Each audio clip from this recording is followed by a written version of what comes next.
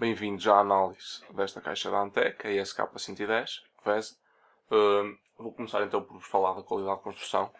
Como podem ver, a caixa é feita nas laterais assim com este plástico, mas apesar de tudo é um plástico resistente. Se não há aqui às mocadas que não vou ter nenhum problema assim logo de arranhões e não sei o quê, uma pessoa só com pequeno uso fica logo estragado. A rede também já tive aqui a investigar um pouco por dentro.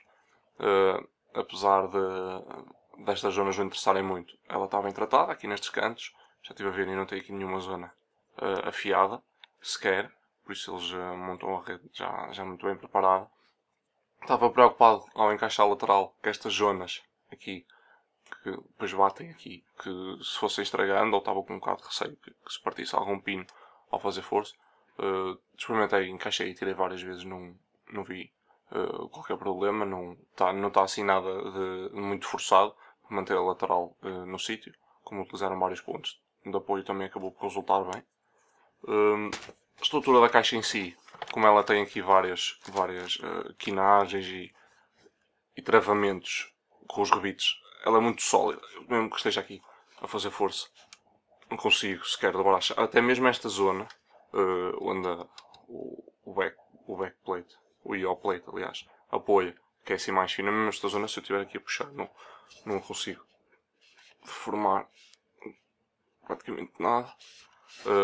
Ela tem aqui várias zonas, depois, se calhar em foto consigo mostrar, como aqui, em que ela tem esta pequena peça e está mesmo a travar aqui uma na outra, e depois com o ângulo funciona muito melhor do que ângulo reto afiado.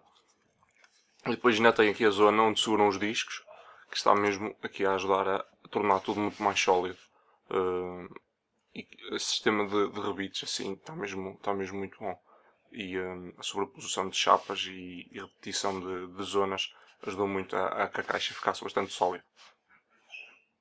Um pouco sobre o acabamento, podem ver que na frontal tem assim este cinzento, depois o resto é tudo este preto nos plásticos e este metalizado brilhante nas redes ou grelhas.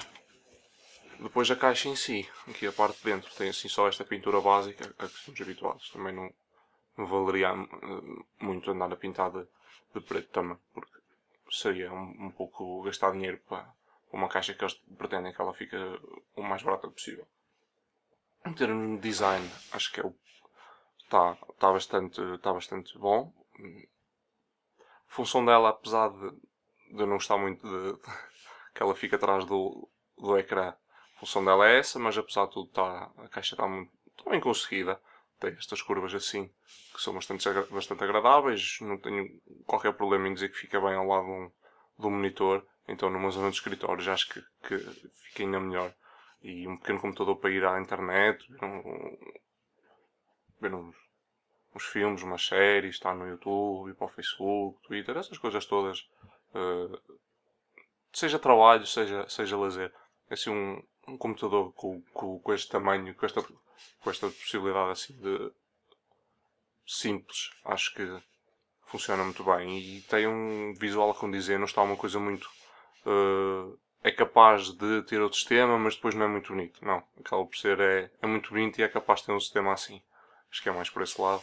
E o design está muito bem conseguido. Gosto muito assim destas curvas e este formato assim quadrado com os cantos arredondados funciona muito bem. Em termos de refrigeração, acho que o air cooling é o que interessa mesmo, não é? Porque não estou a ver valer a pena estar a meter aqui water cooling e andar a exagerar. Em termos de dissipadores, a Antec ajudou um pouco ao fazer com a janela assim um bocadinho mais para fora, e tenho de utilizar na mesma um cooler low profile devido à espessura da caixa, mas consegue. Já existe coolers, algumas marcas como a Nocta, a Fantex e até a Thermolab já têm coolers assim low profile que podem utilizar perfeitamente neste tipo de computadores. Em termos de modding, se calhar já não é assim tão fácil. Dá para algumas coisas, dá para fazer coisas temáticas, andarem aqui com temas tecnológicos, tema de tanque, essas coisas assim. Dá também para fazer um pouco de pinturas, trocar a rede por acrílico. Ainda dá para fazer algumas coisas e a caixa, como é muito robusta, permite-vos bastante bem tirar fora as peças que aqui estão, meter outras peças, experimentarem outras coisas, adicionarem e trabalharem estes plásticos. E dá para fazer bastantes coisas. Claro que não, como não possibilita muitas opções em termos de refrigeração, também não dá tanto para enverdar por esses lados da dissipação à água e com as grelhas assim, e iluminação e assim.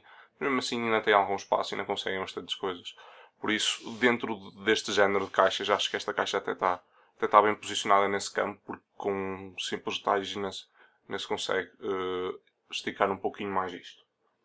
Em termos de fluxo, a caixa até está bem trabalhada. Lateral esquerda toda em rede. Zona de baixo tem os rasgos a apontar assim, e depois a zona de cima faz a mesma coisa. Tem aqui estes rasgos todos que ainda acabam por ser bastantes para ajudar o ar a sair. Como uma única fonte de calor acaba por ser o processador, nestes casos, placa-mãe e assim também, memórias também aquecem, mas sobretudo o processador, a rede, ajuda-vos logo a direcionar para lá o ar, que a entrada seja logo assim, não seja preciso ir buscar o ar cá abaixo. E depois a convecção natural ajuda um pouco a fazer aqui a renovação para a zona das memórias e dos chipsets da placa-mãe. Em termos de ruído, como a fonte não tem ventoinha, todo o ruído será o dos vossos discos rígidos. Se utilizarem SSDs, estão aí perfeito, ainda menos ruído. E depois do dissipador do processador. Em termos... não me esquecer, como a lateral é aberta,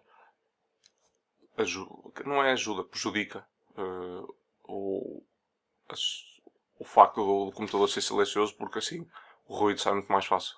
Se ele fosse fechado, obviamente ficava muito mais isolado. O princípio da insonorização é um pouco esse.